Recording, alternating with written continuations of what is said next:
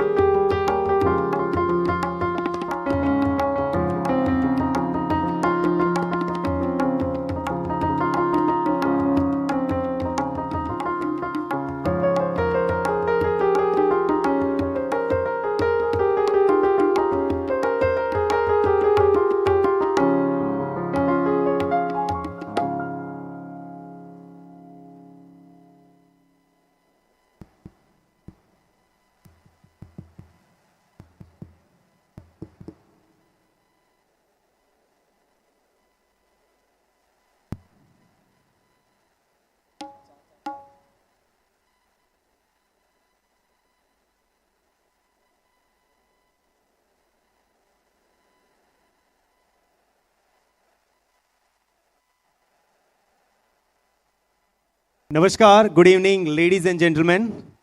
A very warm welcome to this special interaction centered on a theme of great contemporary relevance, changing world, opportunities and challenges. It is fitting that we begin with the words that capture the vision needed to navigate such a world. The author said, and I quote, "Whether drawing strength from its heritage and culture or approaching challenges with optimism of democracy and technology, this is certainly a new India. Indeed, an India that is able to define its own interests, articulate its own positions, find its own solutions, and advance its own model. In short, this is an India that is more Bharat." These are the words of Dr. S. Jaishankar, Honorable Minister of External Affairs, Government of India. We are indeed fortunate that the man who articulated these powerful words, a global visionary and an architect of modern Indian diplomacy, is with us today to engage with the youth of CHARUSAT. On behalf of over 30,000 members of CHARUSAT family, we extend a heartfelt welcome to Dr. S. Jaishankar and the other dignitaries to this vibrant campus. Let us express our enthusiasm with a huge round of applause.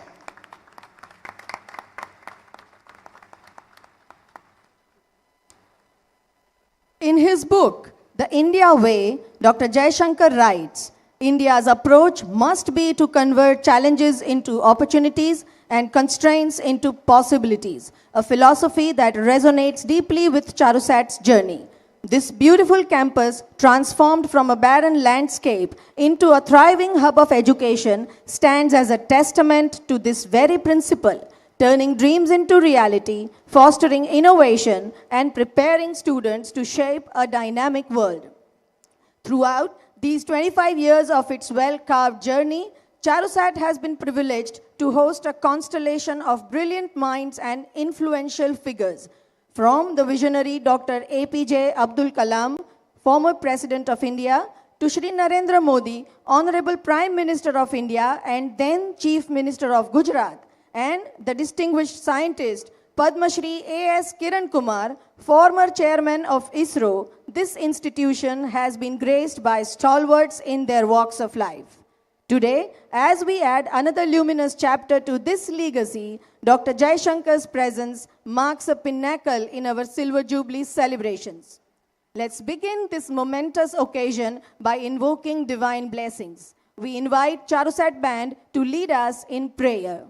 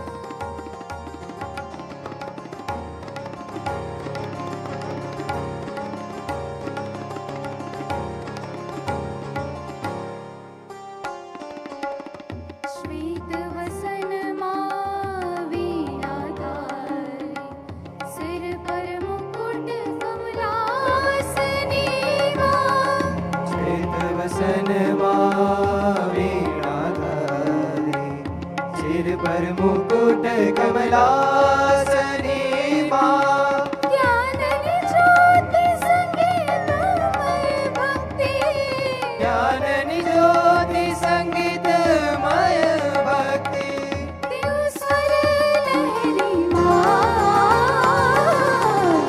तार वागे वीणा जननन जननन जनन जनन जन जनन जनन जन तार वागे वीणा तार वागे वीणा तार वागे वीणा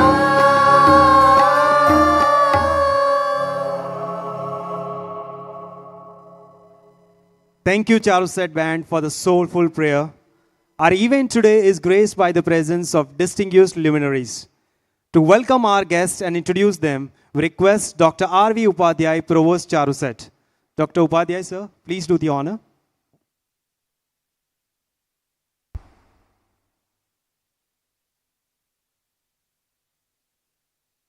Dignitaries on the dais, Minister of External Affairs, Government of India, Dr. S. Jaishankar, Sri Surendra Patel, President CHARUSAT, Dr. Vijay Chotayawala, In charge Department of Foreign Affairs, Bharatiya Janata Party, Sri Nagin Patel, President Matru Sanstha and CHARUSAT Healthcare and Research Foundation, Dr. M.C. Patel, Secretary Matru Sanstha Academic Mandal and CHRF, valued donors, members of Governing Body and Board of Management, Dr. Atul Patel, Registrar and Dean Academic CHARUSAT, Executive members of Academic Mandal, Matru Sanstha and CHRF, trustees, advisors, deans of faculties, principal of the institute, faculty members, administrative staff, distinguished academia guests, students, member of press and media, ladies and gentlemen.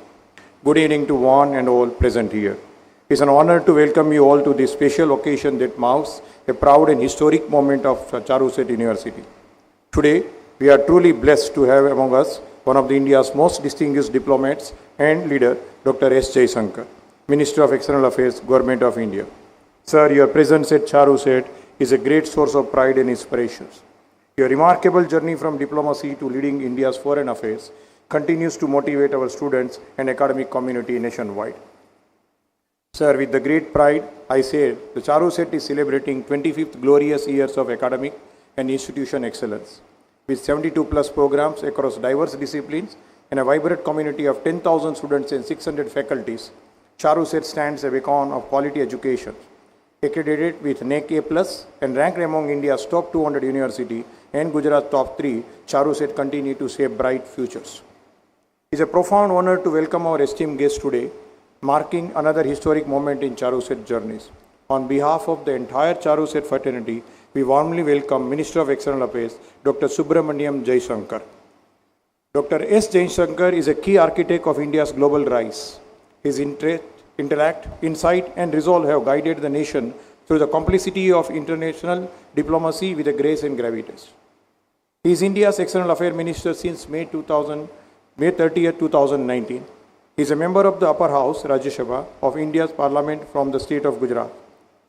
Born into a lineage of thinkers and strategists, his father, the legendary Dr. K. Subramaniam, was India's foremost voice in national security. Dr. S. Jaishankar is a graduate of Stephens College at the University of Delhi. He has Masters in Political Science and MPhil and PhD in International Relations from Jawaharlal Nehru University, New Delhi. In 1977, he joined the Indian Foreign Services, settling wall on what could become a 4-decade-long odyssey across continent, cultures, and corridors of power. From the icy diplomacy of Moscow to the crossroad of Europe in Budapest, and the bustling diplomacy hubs of Singapore, Beijing, and Washington, D.C. His postings were not just geographically, but symbolic, each a new chapter in India's evoking role on the world map. Whether building a bridges in times of tension or cementing alliances in a moment of opportunities, Dr. Jaishankar has consistently represented India not just a nation among nations, but as a civilizational voice with a timeless relevance and contemporary influences. In 2019, his journey came full circle as the transition from the diplomatic sphere to the heart of governance became the Minister of External Affairs in the Union Cabinet. A rare instance of a career diplomat entrusted with the reins of policy at the highest political level. Since then, His voice has echoed in the world's most significant forums, the UN to G20 summits, where he has articulated India's vision with unmatched clarity, strategic wisdom, and sovereign pride. He is a recipient of Padma Shri Award in 2019, and he has written widely acclaimed best-selling book, The India Way, Strategies for an Uncertain World, which was published in 2020. His second book, Why Bharat Matters, was released in January 2024. We are truly honored by his presence and eagerly look forward to the insight and inspiration he will share with us today, followed by an interactive session with our students. This is an invaluable opportunity for the entire CHARUSAT community to learn directly from one of India's most respected voice in international affairs. Sir, we welcome you to this Charutar University of Science and Technology. Along with Dr. S. Jaishankar, we are honored to welcome Dr. Vijay Chotaiwale. As an in charge of BJP Foreign Affairs Department, he has been instrumental in advancing India's global ties and diaspora outreach. A former VP at Torrent Pharmaceuticals, he holds a PhD in microbiology, has conducted research at NIH USA, and pursued executive education at IIM Bangalore and London Business School. As a noted author and speaker, he is known for his insights on international relations and science. We sincerely thank him for consenting to moderate Dr. Jaishankar interaction with our students. Sir, thank you once again for accepting our invitation and for gracing this occasion. With your esteemed presence, we are deeply grateful. I once again welcome you all. Jai Hind.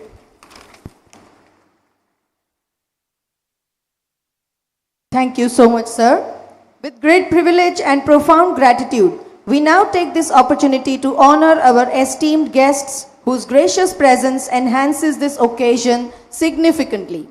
To express our appreciation, we request Shri Surendrabhai Patel, President of CHARUSAT and Kelavani Mandal, to kindly present a memento as a token of our gratitude, and we also request Shri Naginbhai Patel, President of Matru Sanstha and CHRF, to kindly present a book as a traditional gesture of welcome.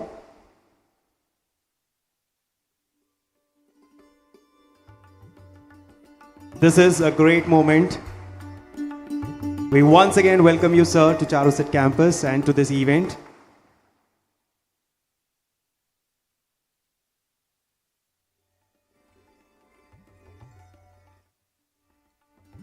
Thank you so much. On this special occasion, we are also privileged to have Dr. Vijay Chotaiwale with us. In the spirit of extending our welcome, we request Shri Surendrabhai Patel and Shri Naginbhai Patel again to present a memento and a book to Shri Chotaiwale as a token of our appreciation and welcome.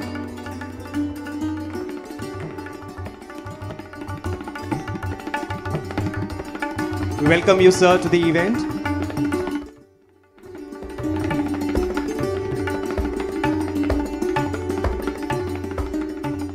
Thank you, sirs. And once again, we welcome both the dignitaries on to CHARUSAT campus.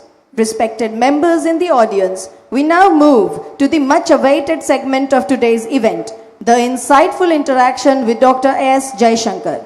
As we transition to this centerpiece of our event, we are pleased to announce the launch of a significant new initiative by CHARUSAT. The university is proud to introduce CHARUSAT's Elevate, Insights for Tomorrow's Leaders, a lecture series designed to bring leading voices and transformative ideas to our campus. It's an immense honor to share that Dr. S. Jaishankar's address today will be the inaugural event of this prestigious series. To prepare the stage for this special occasion, we'll observe a brief pause for about 5 to 10 minutes.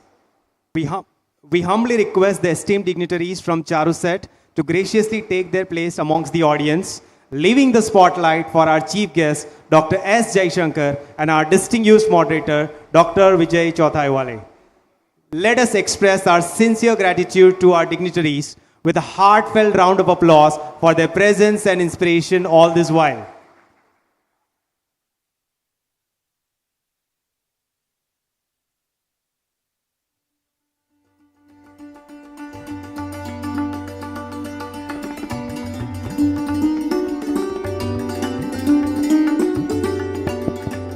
Hello.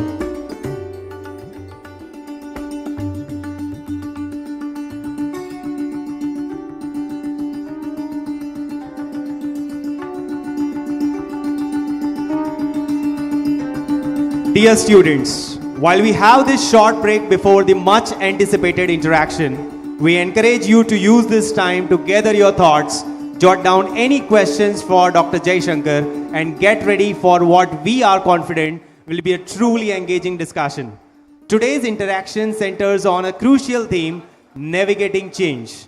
This is a unique opportunity to explore how each of you can play a vital role in ensuring that Bharat not only keeps pace with the change, but also shapes its direction. As someone has rightly said, nations don't stumble into greatness. India's intent is clear to carve a destiny that honors our roots and reaches the sky. You, the youth of India, have a pivotal role in shaping this new India. Consider this a valuable opportunity to have your energy and enthusiasm guided by none other than Dr. S. Jaishankar, one of India's most experienced and longest serving External Affairs Minister. We'll begin the interaction very shortly. Thank you for your patience.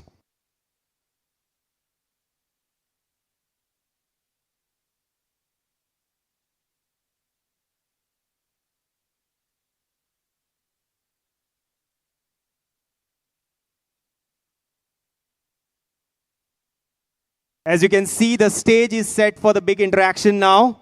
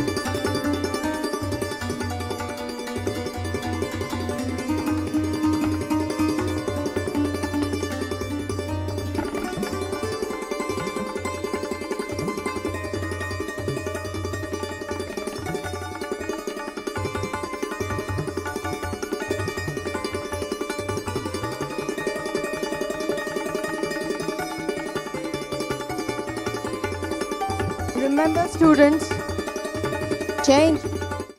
Remember students, change is the only constant.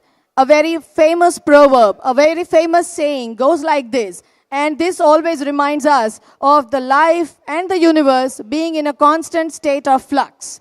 It is also very well recorded that those who keep up with the changing times, the changing world, observe the best of their successes in the life. So just be sure that this is your time to learn how to navigate through the changing world. It's your time to frame some questions, get your curiosities into practice, and make use of this opportunity to the best possible way you can.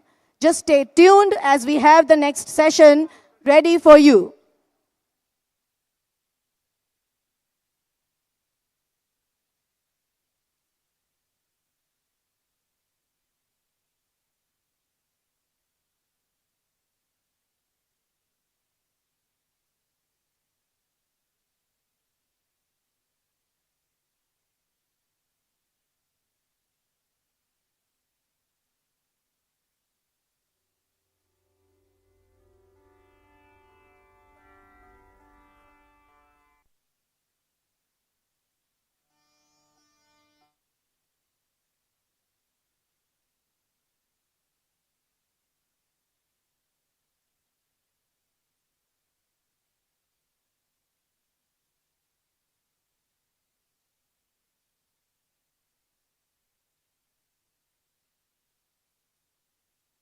We once again appreciate your patience. The interaction is going to begin anytime soon now. Thank you.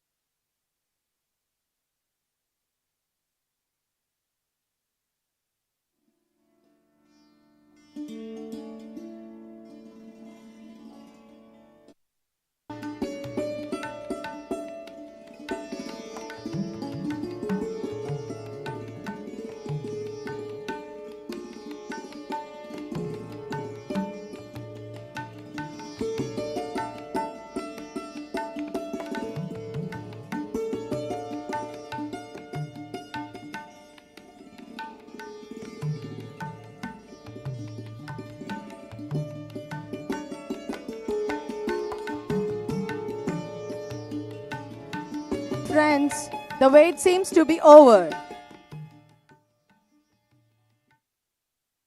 It's time to dive into the heart of today's event, a session that promises to spark ideas and inspire us all.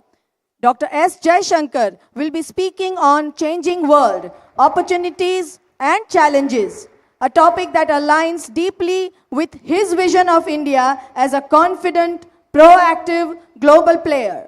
This will be followed by an opportunity for the students of CHARUSAT to pose questions to Dr. Jaishankar directly. Guiding this conversation is Dr. Vijay Chothaiwale, whose insights and charm will make this session even more engaging.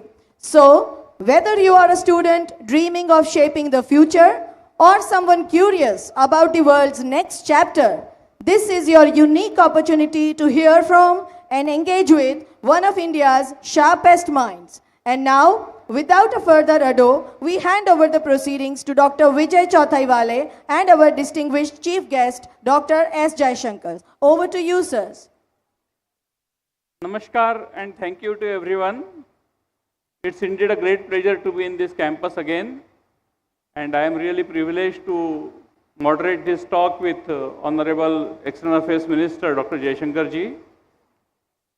So, sir, many of people here may not be knowing, but he is a Rajya Sabha member from Gujarat state. So he has a very strong connection, and in fact, his current tour also involves visiting some of the development projects that are he has initiated in this region. So, would you like to start with your connections with Gujarat? First of all, namaskar to everybody, and I want to really say how glad I am to be here, and I want to tell you a reason for that as well. But Vijayji, of course, in 2019, I very suddenly entered politics. Even I was surprised when it happened.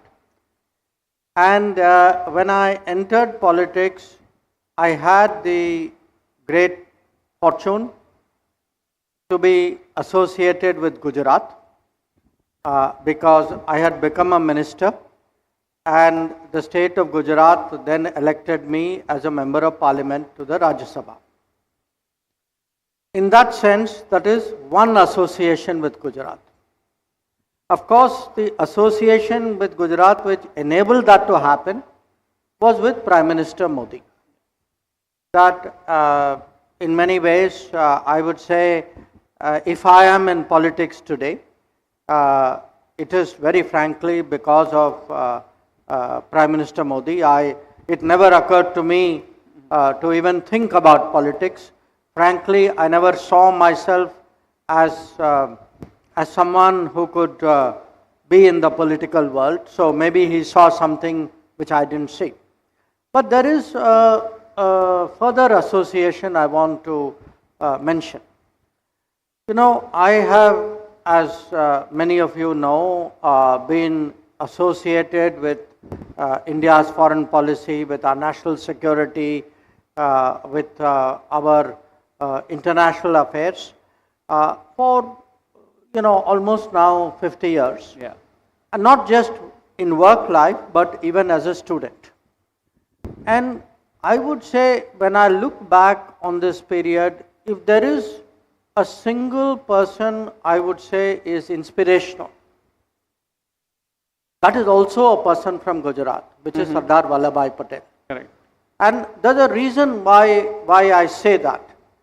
I think nobody, perhaps in the modern era, in our independent era, did more to ensure that we were the country that we are today than Sardar Patel. Yeah. And for many years, you know, as I became ambassador, as I grew up in the foreign service, whenever I had a trainee, I gave the trainee a book written by V.P. Menon called The Story of Integration of Indian States. And I would tell them, read this book, because you think that this India which we are living in today would have happened anyway? It happened particularly because of the foresight and the decisiveness and the leadership of a particular person, and this is the account of it. Now, it began there, but also, you know, a large part of my professional life and even today is devoted to dealing with our relations with China. Yeah. And again, I regard Sardar Patel, particularly his writings, his thoughts about the future of our ties with China as something very prescient, very far-seeing. To me, he was a great realist. He was a great visionary in many ways. He was a great nationalist. So, you know, for me, Gujarat evokes many thoughts. Yeah. And therefore, an association with Gujarat is something I value. But allow me one other thought. I've come to this university for the first time, but I've heard about this university even sitting in Delhi. And there is a particular thought in my own mind. You know, again, as someone who has seen the world, lived in 8 countries, traveled to more than maybe 100 countries, I want you all to appreciate that when we talk about any country, any nation rising, the one metric of judging a nation is the state of its universities. You cannot be a great nation if you don't have good universities or great universities. You know, if you are saying India, Bharat is growing, it must be visible in the universities as well. That not just partly in new universities coming up, but partly in the quality of universities and partly in how we visualize universities. So the university more connected to the real economy, to the real society, more practical, if you would, more contemporary. I think that is one indicator of how the country is actually progressing. And I had heard about CHARUSAT. I welcome the opportunity today to actually come and see a little bit of it for myself. And I want to tell the students that you should realize really how fortunate you are today to be in an institution like this and be part of really contemporary education, the kind of education which will actually define Viksit Bharat.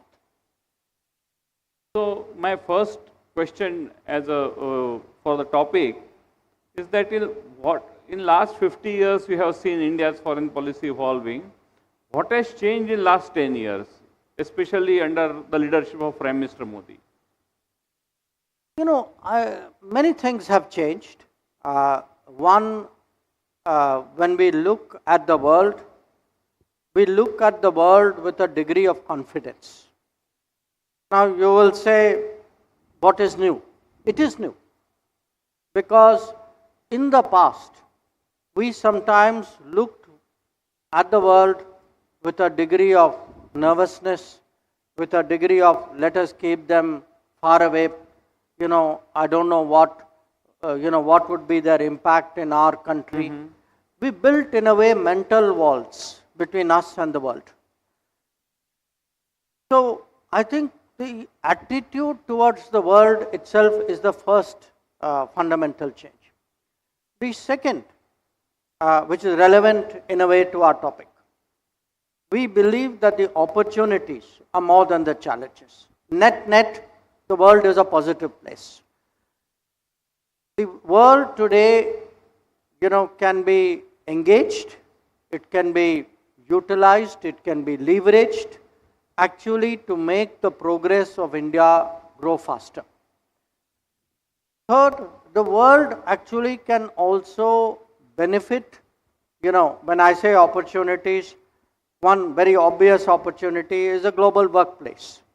That the talents of India today have an opportunity to go beyond India.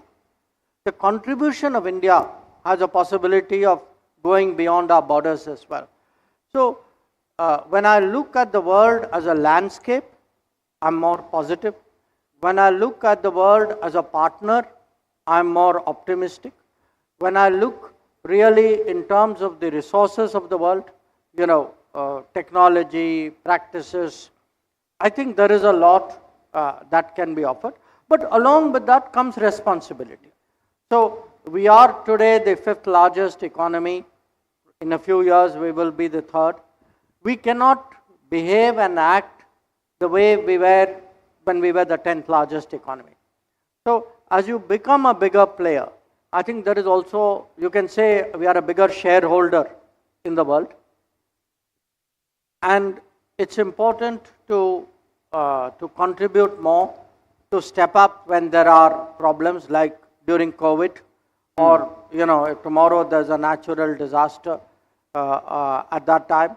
So when there is a conflict, so I would say more expectations, more confidence, more contribution, more responsibilities.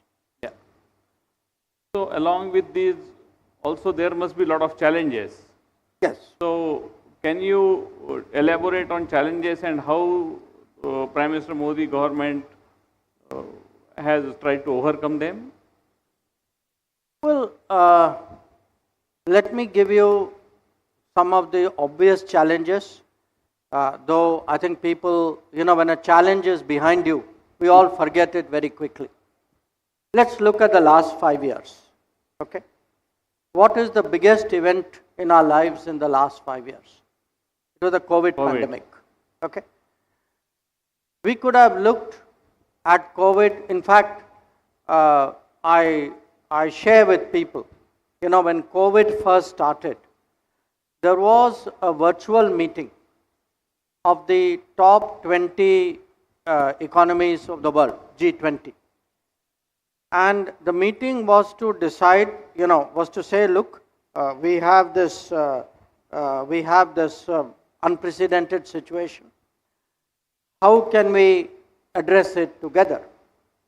And there was a briefing done of all the 20 leaders. Prime Minister Modi obviously was there for India.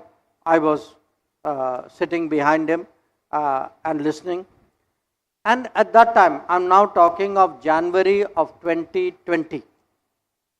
In January of 2020, it was the opinion of the key institutions, the World Bank, the IMF, that the country which would face the biggest problem in the COVID, the country about which the world was most worried, was India. And there was a reason why they were saying this.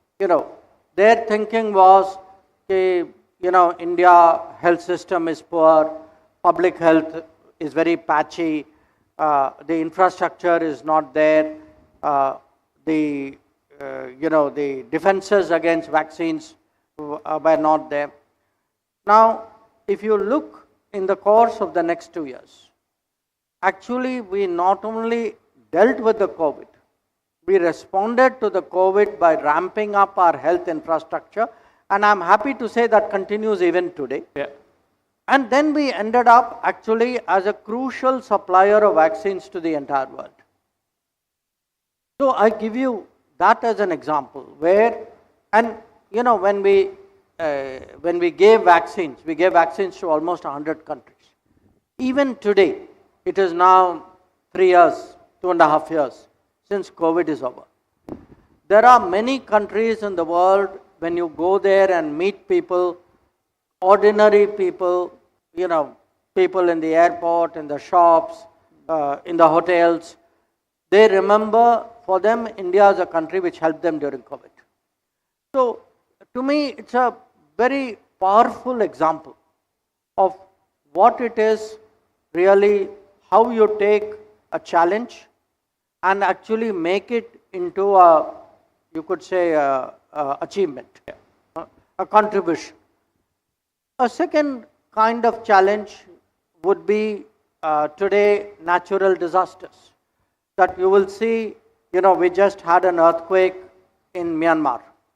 Okay? We were the first or one of the first countries. We went in, our disaster rescue force was there in the same day. The earthquake happened late in the morning. By evening, we were there. Now, it doesn't happen by itself. It happens because you plan for, you create a force. You plan for how to respond. So, and it's not a one-off. You know, if you look in the last 10 years, you had earthquake in Nepal, you had earthquake in Turkey, you had, you know, cyclone in Myanmar, you had a mudslide in Sri Lanka, you had floods in Mozambique. So, wherever anything happens we had in Mauritius, a very big typhoon. So, this is a very good example today. Our bigger capabilities allow for us taking more responsibility. That is another kind of change. Sometimes the change can be in our own borders, you know, or in our own periphery. A country like Sri Lanka, a neighbor like Sri Lanka, for various reasons, their economy totally collapsed. Okay.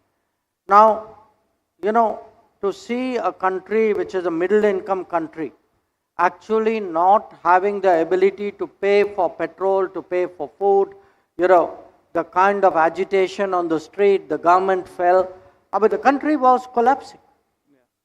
And we stepped forward. Today, anybody, any Indian who goes to Sri Lanka, you know, here's only praise for India. We are seen as a good neighbor. We are seen as a country which stepped forward to help them. I can give you more such examples. But look, again, when you say 10 years, at the end of the day, in any society, it can be a country, it can be a university. Leadership is key. A country grows when there is a leadership, when there is a system, when there is teamwork, when there is motivation. Same thing I can say for a university or for any other institution. Thank you. So let us go to audience now. Those who are interested to ask questions, आप English में पूछ सकते हैं, हिंदी में पूछ सकते हैं, गुजराती में भी पूछ सकते हैं.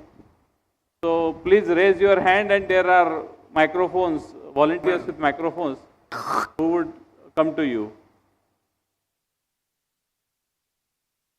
Yeah, there is.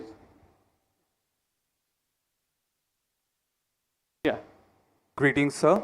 My question to you is, how can India leverage groupings like BIMSTEC, ASEAN and BRICS to strengthen its global standing in the shifting world of tariff wars and shifting diplomatic alliances in US, as well as the ongoing conflicts in Europe as well as Middle East? Thank you.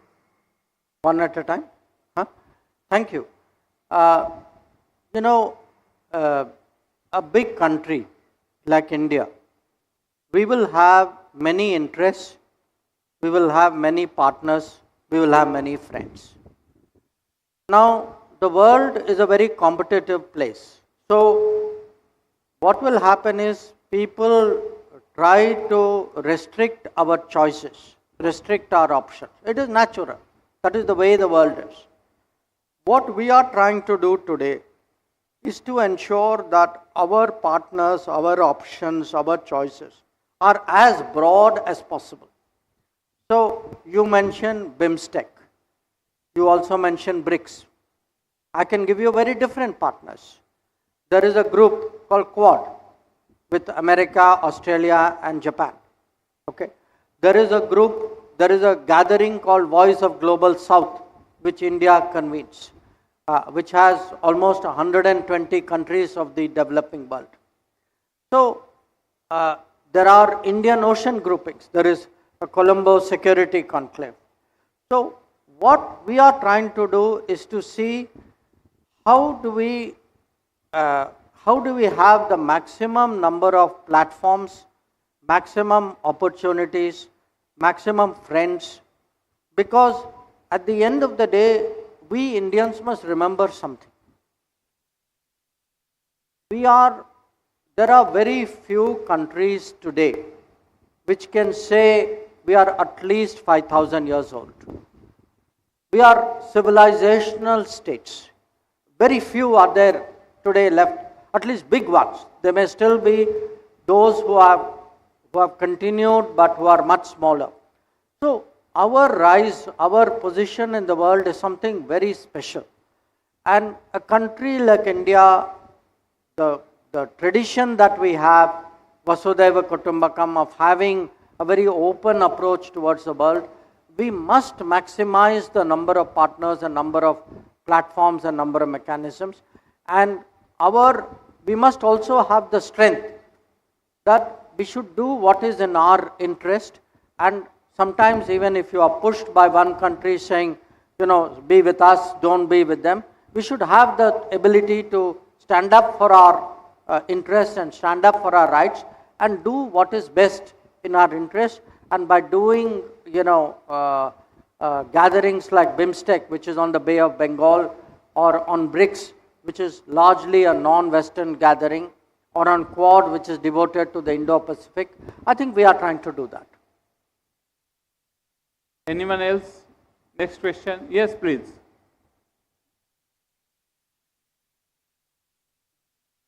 Hello, greetings, sir. So my question to you is, in your book, Why Bharat Matters, you mentioned strategic autonomy of India. So we have initiatives like Atmanirbhar Bharat. So how are we utilizing that in defense sectors for AI and UAV technologies while remaining globally competitive and collaborative as well? Again, I relate it to this university. What is strategic autonomy? Strategic autonomy means that we have हमारी अपनी क्षमता है, अपना आत्मनिर्भरता है. So to be strong in the world, we have to be capable at home. If we don't grow at home, we cannot have ambitions outside.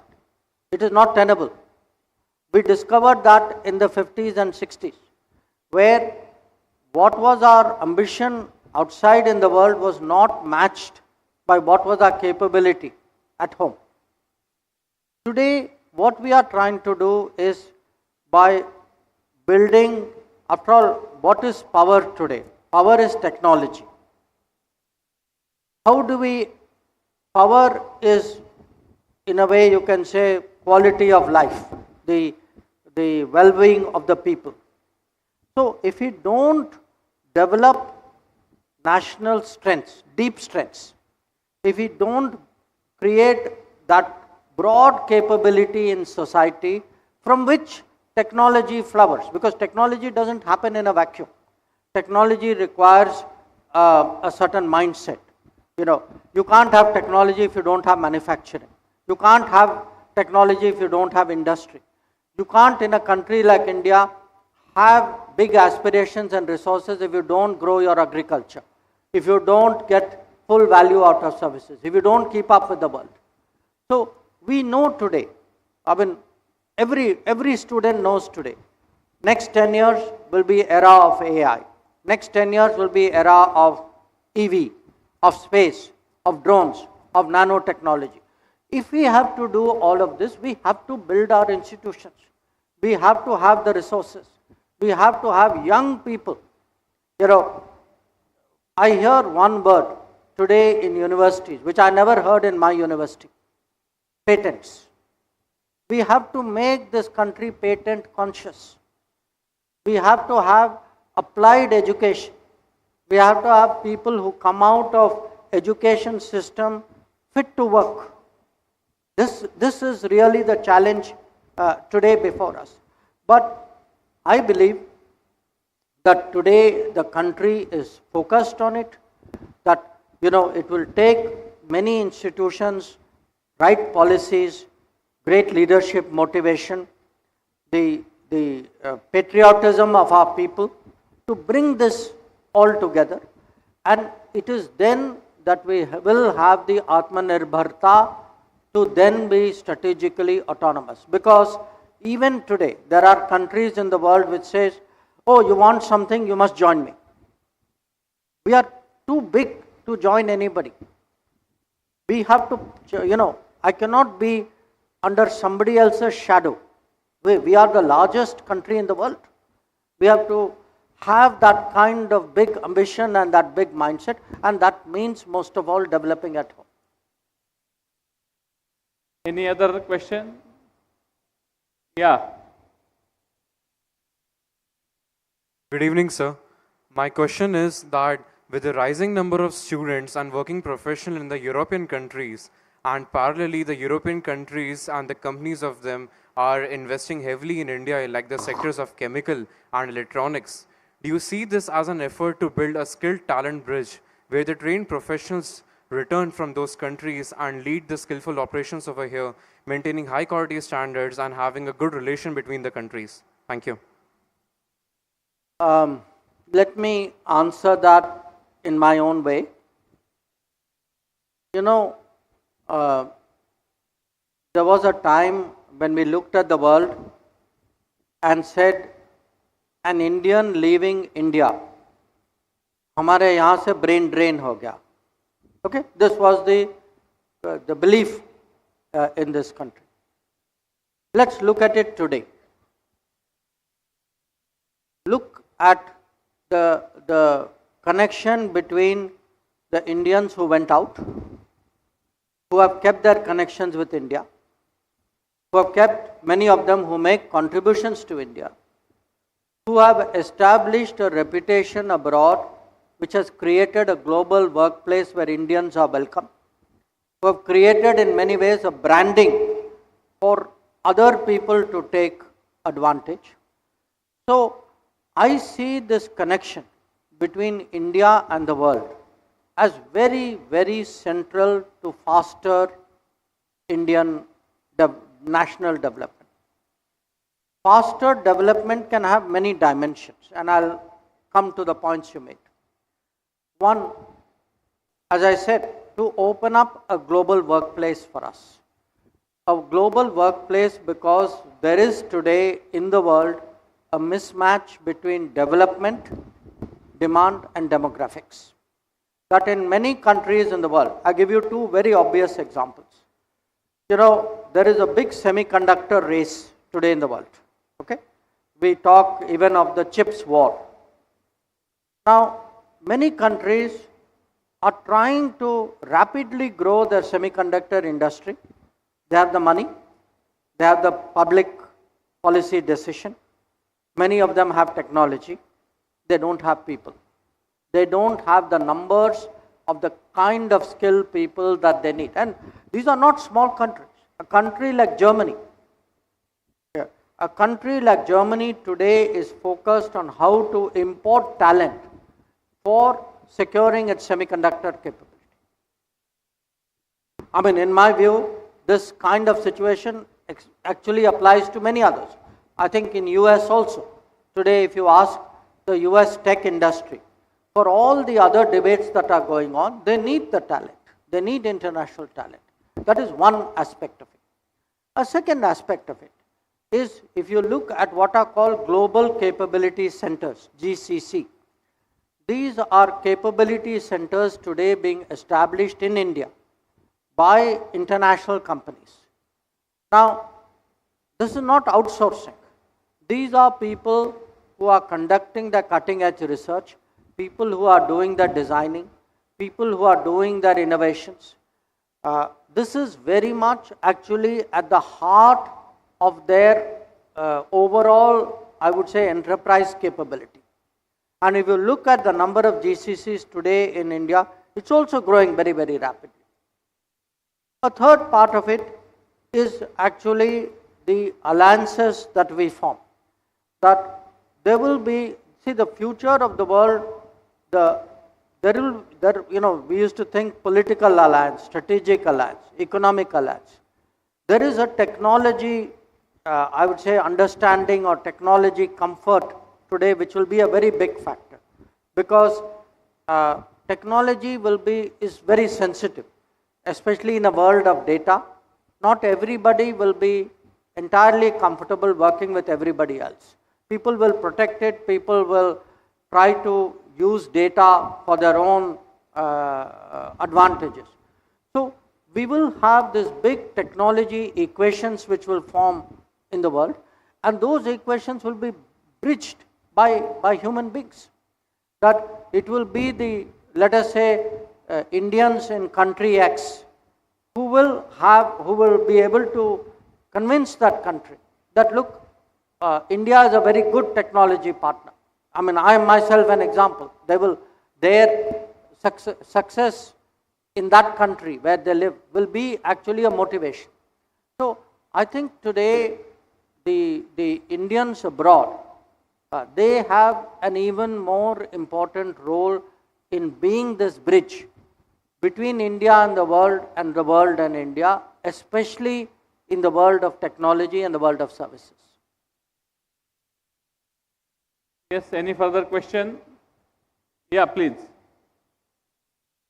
Sir, as a large proportion of our population, especially the youth, is increasingly inclined towards technology, innovation, entrepreneurship and development. So my question to you, sir, is that how do you see India positioning itself on the global stage in the coming decade with respect to the youth who is deeply invested in technology and especially entrepreneurship? And what are the opportunities coming in their way? Thank you.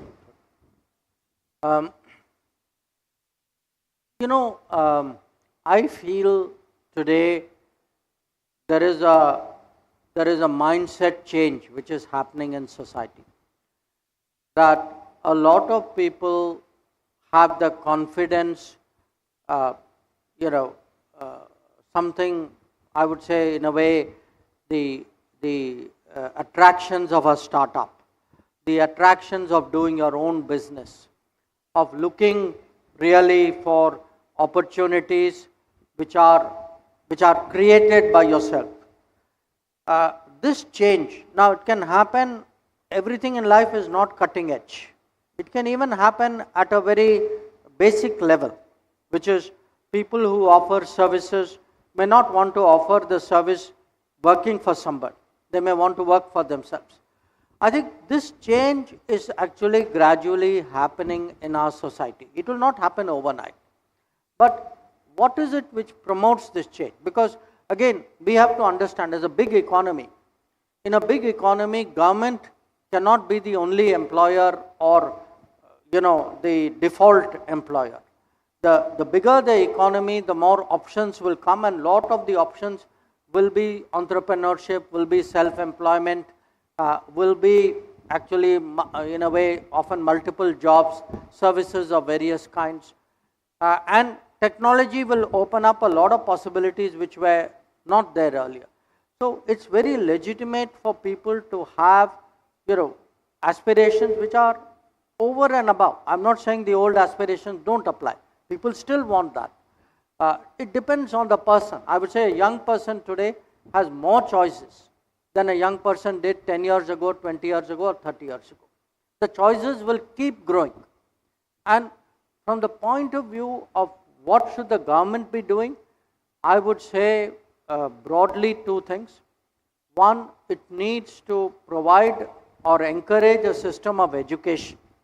A system of education which is more relevant to actually entrepreneurship, more relevant to employment. The second, the government needs to have an economic culture where people who want to start on their own get support. Now, sometimes you do it even in very small amounts to people. You're all familiar with, say, Mudra loan. Now, the fact was, till 10 years ago, if you did not have collateral, banks would not lend you money.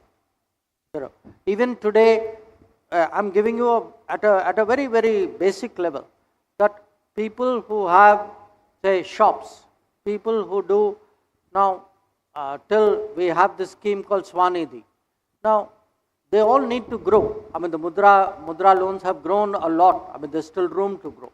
But how do you create a culture where actually the system is geared to finance people who want to make their own business, young people, for example, who want to do entrepreneurship? So we need the training and the education. We need the confidence, but we need the backup as well. And I think that is the change which we have initiated, I think this is really the change which I can imagine would happen in the next decade. So let me intervene and ask one more question about the foreign policy. That in last 10 years, we have built a new relationships which were not there before, like Australia, UAE, Israel, and then there was another country, Pakistan, about which we used to talk every day in past. Now we hardly talk. So what has changed?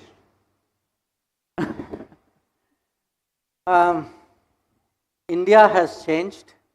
I wish I could say Pakistan has changed.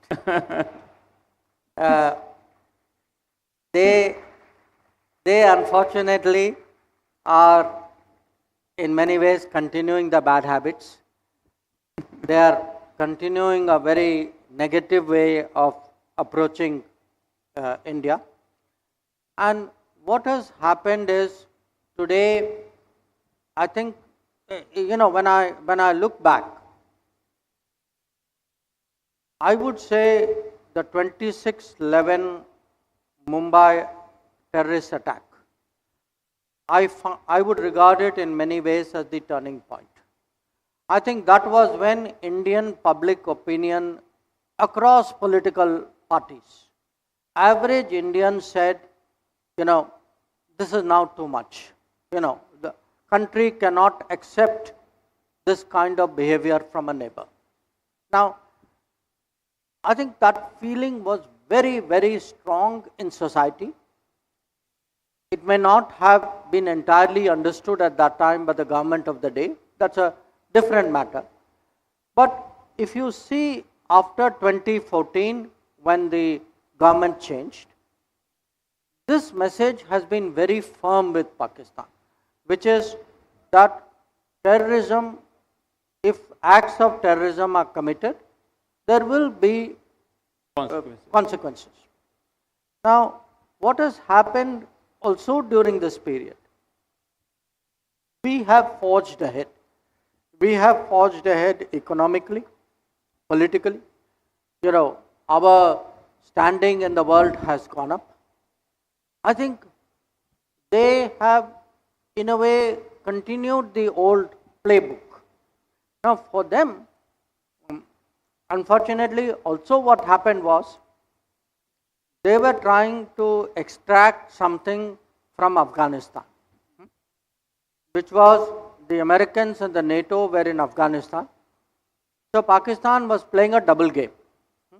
It was with the Taliban and the Afghan,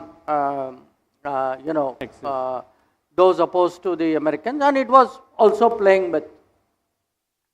Now, every double game comes to an end. Ab unka bhi wahi hua.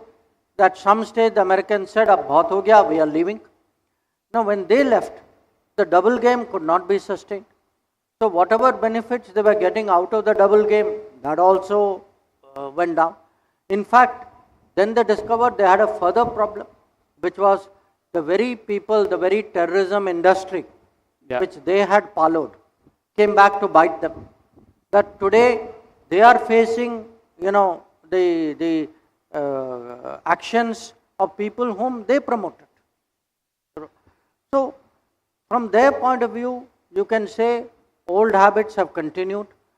The opportunities of the world have, passed them by. The reputation is determined by their actions and their habits. And many things which they thought they were being very smart has actually come back to bite them. Whereas what we have done is, we have separated ourselves, we have gone up to a higher level. We are today, if you go out in the world,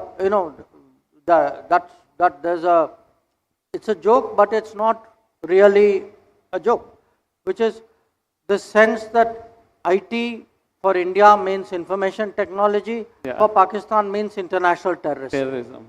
So that sense today that their branding, the terrorism chap has stuck to them. Today our branding is a technology branding, and I think that is the difference. Ab jo aadmi technology karta hai, naturally he is not going to waste too much, if terrorism happens, we will respond. But otherwise, why should I devote precious time, to a neighbor who's the way Bent the upon neighbor doing is? the thing. Back to audience. Any question? Yes, please. I guess there is no one on this side. Yeah, okay, please. We'll Namaste, just a minute. Yeah, please, go ahead. Hello. Namaste, sir. My name is Rushabh Joshi, and I'm a research scholar from Faculty of Management Studies.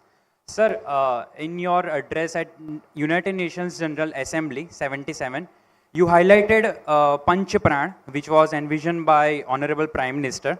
Sir, I would like to focus on fifth Pran, which is duty of citizens, and in context of sustainable development goals, which has the values of humanity, peace, and collective progress. Sir, how we, Indian citizens can take great ownership to contribute to achieve the sustainable development goals?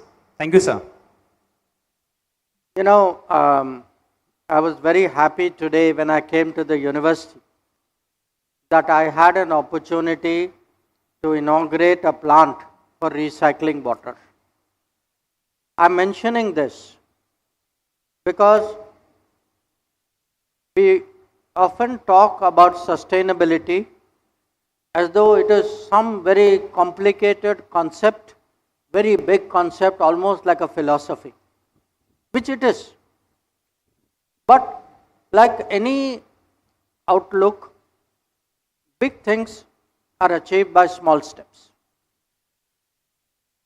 Recycled water is a very small step. But as an example, if the practice spreads, it's a big step. Now, in our case, if you look, first of all, we need to understand that a sustainable lifestyle is not something we are doing for somebody else.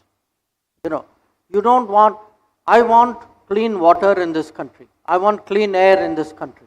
I want pesticide-free food and soil in this country. I want a lifestyle which is healthier in this country. Now, I don't want it because, somebody abroad tells me it is a good thing to do. I must have the good sense to realize this is my own interest. It is not only my own interest, it is in fact my own tradition. That if you look at our history, at our culture, at our prayers, these are all, there is a 5,000-year heritage in this country about venerating nature. And somewhere we lost it.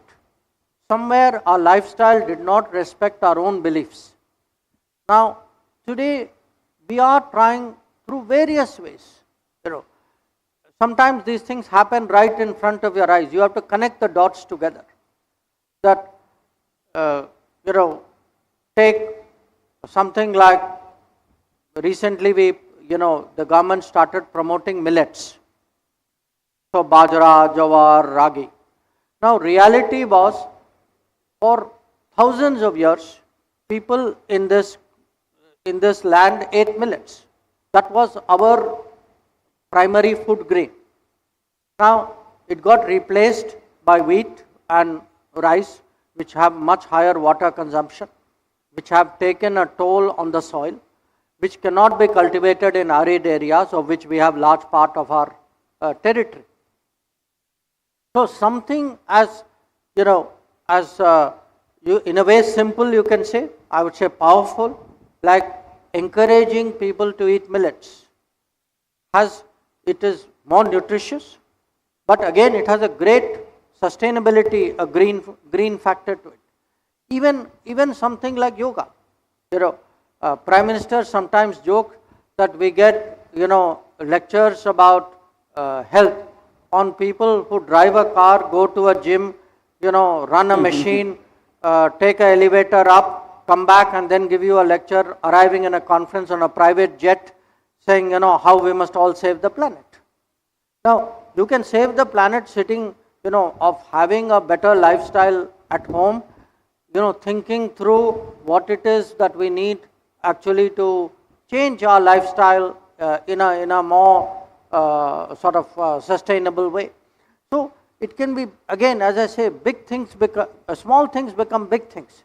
campaigns make a difference. Awareness is a huge, change. I mean, look at the attitude, for example, towards plastics, how much it has changed in the last decade. So the combination, I think, of all of these, really today we need to think for ourselves. Soil health, and technology can play a role. We often discuss in the cabinet about nano fertilizers. How do you, instead of old practices where we are actually poisoning the soil, how do we actually have much more scientific, I would say, soil-friendly interventions, which really make a difference. How do you use drones today to do, soil or crop monitoring? Yeah. So even technology and sustainability can actually go hand in hand. In fact, I would say one supports the other. Tradition and technology go hand in hand. That's how sustainability can be progressed. So I will combine last two questions before we conclude this program. एक तो sir आपने भारत की जो humanitarian side है foreign policy की, Covid है, ये सब आपने बताया विश्व में, but also there is a resolute side of India's foreign policy जो उरी के समय, बालाकोट के समय या गलवान के समय सबको दिखी. तो what was the thought process behind taking such a tough decisions? ये एक सवाल है. और दूसरा, you can give a combined answer, कि जो सामान्य व्यक्ति है, जो स्कूल का टीचर है या स्टूडेंट है, how they see that India's foreign policy is benefiting them? देखिए, जो आपका पहला प्रश्न है विजय जी, जब बालाकोट हुआ था उस समय मैं सरकार में नहीं था, तो मेरी जानकारी, मैंने सुना था लोगों के जो उसमें जो इन्वॉल्व थे उन्होंने मुझे बताया, बट ओवरऑल मैं अपने अनुभव से, मैं ऐसा कुछ नहीं है जो मैं आपको कह सकता हूँ. पर बाकी दो जो हैं, गलवान के समय में और उरी के समय में, गलवान के समय में मैं मंत्री था, उरी के समय में मैं विदेश सचिव था. तो मैं गलवान का पहले मैं आपको कहता हूँ कि आपको याद होगा कि गलवान जो था, ये बात उठी जब कोविड का लॉकडाउन हुआ मार्च के महीने में. उसके तुरंत करीब 3 महीने बाद ये गलवान की घटना हुई. अब उस समय, ये लॉकडाउन का समय, आप सब लोग एक बार और याद रखें कि आपको याद होगा ट्रेन नहीं चल रही थी, एयरपोर्ट सब बंद थे, रोडवे सब बंद थे, सब लोग घर में बैठे थे, कम्युनिकेशन, माने एक किस्म से देश रुक चुका था. अब उस स्थिति में हमारी फौज को वहाँ बॉर्डर में भेजना और उस संख्या में भेजना, कि उस समय जो है हज़ारों में हमारे जो ट्रूप्स जो थे वो वहाँ गए थे. तो मैं, और ये था कि प्रधानमंत्री के मन में ये, मैंने इसमें कोई चॉइस ही नहीं था, कि जब पहली मीटिंग जो बुलाई गई थी उसमें ये नहीं था कि भाई प्लस माइनस क्या है, उसमें था कि हमें रेस्पॉन्ड करना है, हमें जो भी करना है वो होना ही होना है, आप जाकर आप रास्ता ढूंढिए. तो एक किस्म से decision was made because I think there was deep belief inside. If you have a leader who is very deeply nationalistic, for whom this is a matter of core conviction, so then what they do is वो system को कहते हैं कि भाई ये करना है. Now system also understands कि decision is made, find a way, and system finds a way.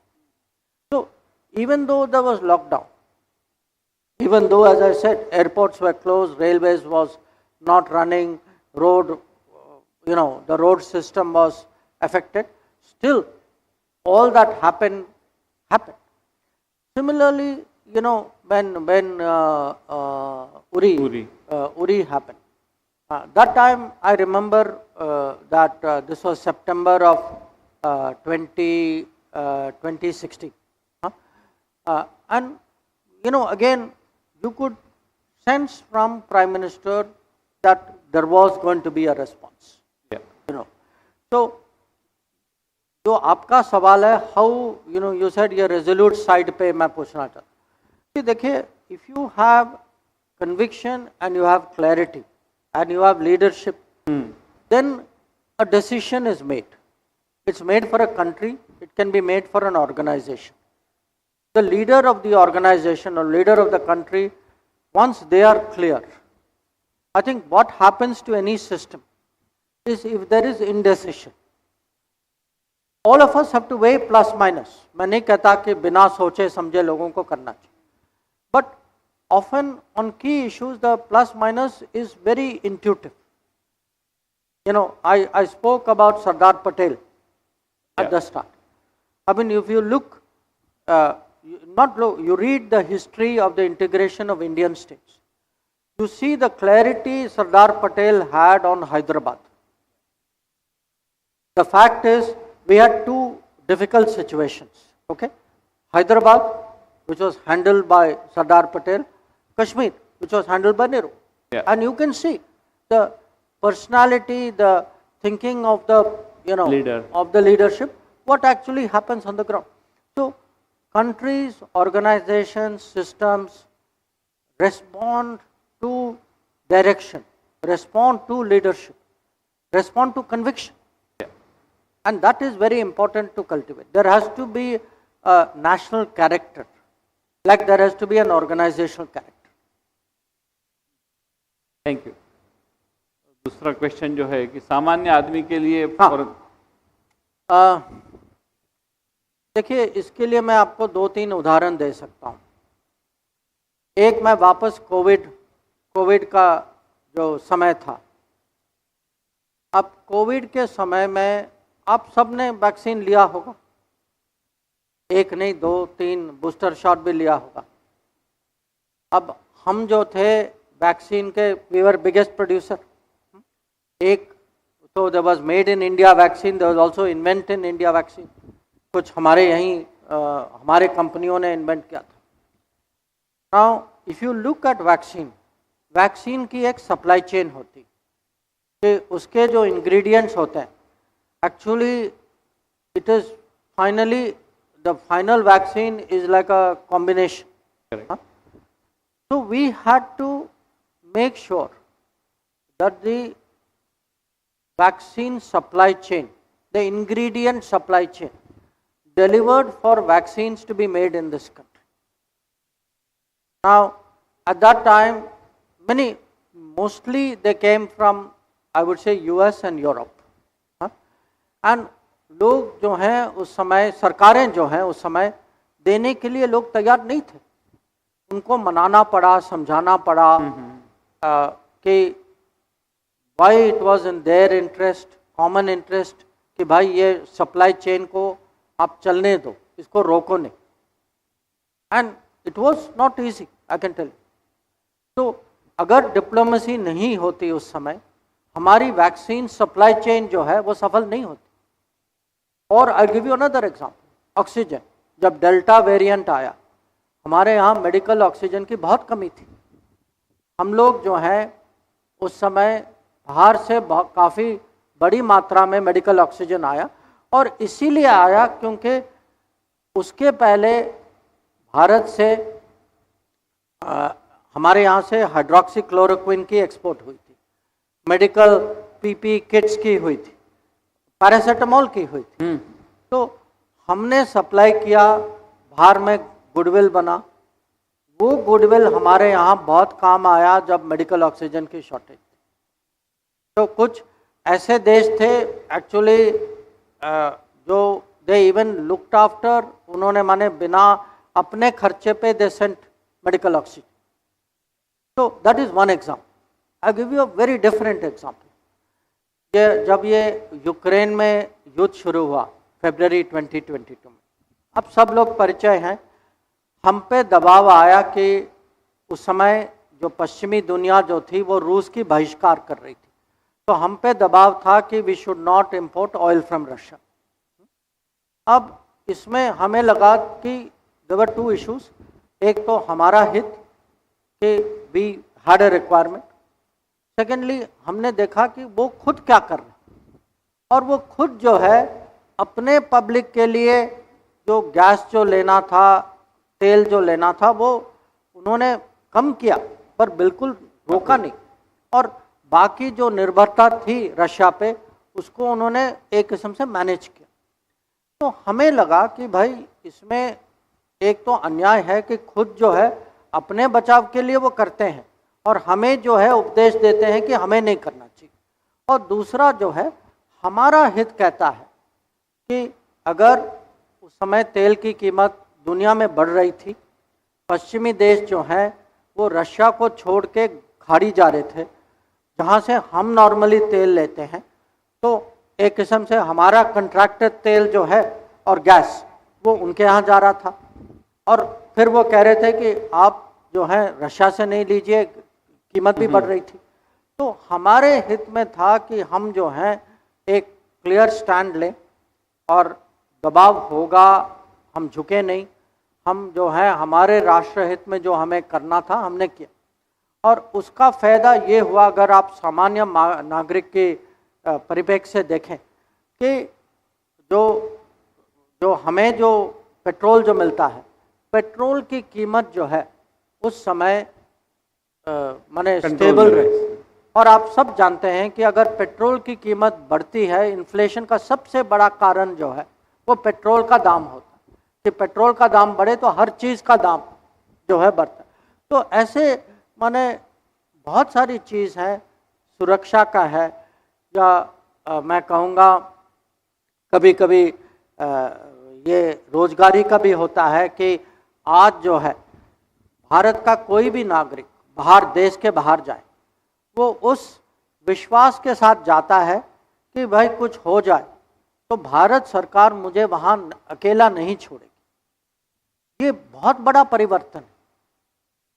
15-20 साल पहले ऐसा विश्वास नहीं था, और इसका भी एक टेक्नोलॉजी का कारण है कि आज जो है कुछ भी हो जाए, मान लीजिए आप कहीं जा रहे हैं, आपका पासपोर्ट खो गया, 15 साल पहले आपको पासपोर्ट, नए पासपोर्ट मिलने में कम से कम 15 से 30 दिन तो लग ही जाते, क्योंकि आप लिखते, वो टेलीग्राम में मैसेज आता, कोई आरपीओ के यहाँ चिट्ठी लिखता, वहाँ कोई वेरीफाई करता, फिर पता नहीं जवाब आरपीओ देते या नहीं देते, आते आते आप कहीं बाहर माने you are standard without passport waiting for an answer.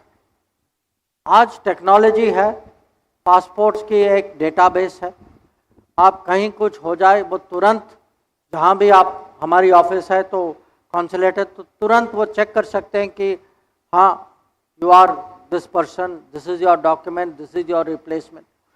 तो मैं कहूँगा कि आज हमारा एक कर्तव्य है कि, क्योंकि जब हम ग्लोबल वर्कप्लेस की बात करते हैं कि वर्कप्लेस तभी बनेगा when our citizens can go out and confidently work. So it may be students in Ukraine, it may be people who are working in shipping line during COVID, it may be people who are researchers in Israel, या Sudan में जो हमारे कुछ व्यापारी लोग थे, कुछ लोग अलग अलग काम के लिए गए। See, this confidence we have to give people कि भाई हम हैं, भारत सरकार है, you go out, we are here to look after you. This makes a difference, and I think this distinguishes a country like us from many others. So I know there are many more questions and this conversation can go on, but we need to stop here. So first of all, thank you Dr. Jaishankar for visiting this place and answering all the questions. And thank you to all of you for being very active participants. Thank you. What an absolutely phenomenal interaction it was. Your interaction today, provided us an insight. What is this emerging India or new India, what we call? India today is resolute and firm with zero tolerance for terrorism. India, which is an active global player, ready to step up confidently and act responsibility in the times of crisis. India, which is rooted in its culture and tradition at the same time ready to embrace the brave new world. Thank you so much, Dr. Jaishankar, for these insights. We are sure your words today will inspire the youth of this country to do more and achieve more. Let's give a massive round of applause to Dr. S. Jaishankar and Dr. Vijay Chautaiwale for such a thought-provoking and insightful session. Now, as we wrap up this unforgettable evening, we are delighted to invite Dr. Atul Patel, Registrar CHARUSAT, to express our heartfelt gratitude. Good evening, everybody. Dignitaries on the dais, of the dais, distinguished guests, respected colleagues, dear students, ladies and gentlemen. It is a great honor and a moment of pride for me to stand here and express our heartfelt thanks on behalf of Charotar University on this special occasion. First and foremost, I would like to thank Dr. S. Jaishankar, External Affairs Minister of India, for visiting our campus and addressing the gathering. Sir, your words have helped us understand the world better. Thanks to your rich experience and deep knowledge, you have shown us how India is playing an important role in shaping the future of our world. Your message has inspired all of us to think deeply, connect globally, and act wisely. Your wisdom has deeply inspired our students and enriched their understanding of the world. Special thanks to Dr. Vijay Chautaiwale for his outstanding coordination and moderation of Dr. Jaishankar's interaction with our students. Sir, without your unwavering support, this event would not have been possible. We are deeply thankful to Sri Surendra Bhai Patel, President of CHARUSAT University. Sir, your vision, support and strong belief in quality education and overall development have helped CHARUSAT grow into a vibrant and value-based institution. Today's event reflects your constant effort to connect education with important national and global matters. Our sincere thanks also go to Dr. R.V. Upadhyay, Provost of CHARUSAT. Sir, your leadership and guidance have been key in bringing together such a meaningful event. We truly value your support. We are also thankful to all members of governing body, board of management, members of Kelavani Mandal, Matru Sanstha and CHRF, trustees, advisors, deans of faculties, principal of the institutes, faculty members, administrative staff for their support to make this event a great success. A big thank you to the organizing committee, faculty coordinators, students volunteers, admin teams and technical staff. Your planning, hard work and behind the scenes effort made this event smooth and successful. We extend our deepest gratitude to Vinay Bhai and Ankit Bhai and MEA office for their exceptional support and guidance for the planning and execution of this event. To our dear students, you are the future of CHARUSAT and of the country. Your active participation and interest during today's sessions show your desire to learn and grow. May this experience help you become responsible global citizens with a strong sense of pride in your nation. We are also thankful to the security staff, protocol officers and local authorities for making sure everything ran safely and on time. Our thanks also go to the media and communications team for covering this important event and helping spread this message far and wide. In conclusion, today's event has helped us learn, grow and think bigger. Let us all take an insight shared by Dr. Jaishankar and move ahead with new energy and responsibility. Once again, thank you, sir, for your kind presence. And thank you to everyone who made this day so special. Jai Hind. Thank you, Atul sir. We thank Dr. Jaishankar and Dr. Chautaiwale once again. Also, we are thankful to the members in the audience for their gracious presence. Now, As we bring this remarkable event to a formal closure, let's rise together in pride and unity for the national anthem.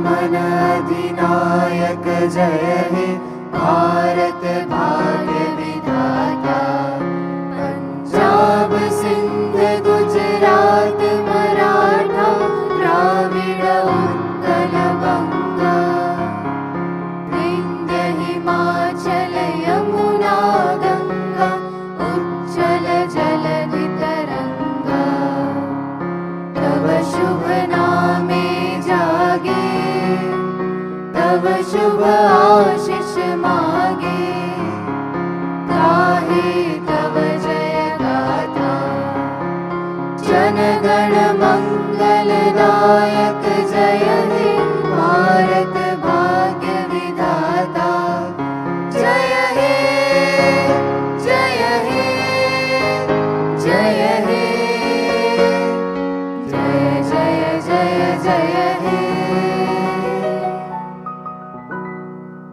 Thank you, everyone. Kindly take your seats. And with that, we have arrived at the formal closure of today's program. We request the members in the audience to remain seated till the dignitaries leave the event venue. Thank you so much, sir, for your gracious presence today.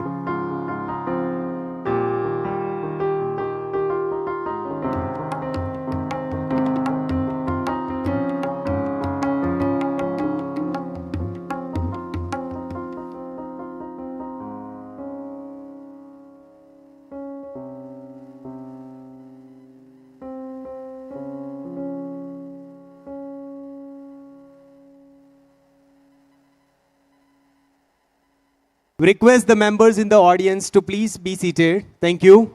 Thank you.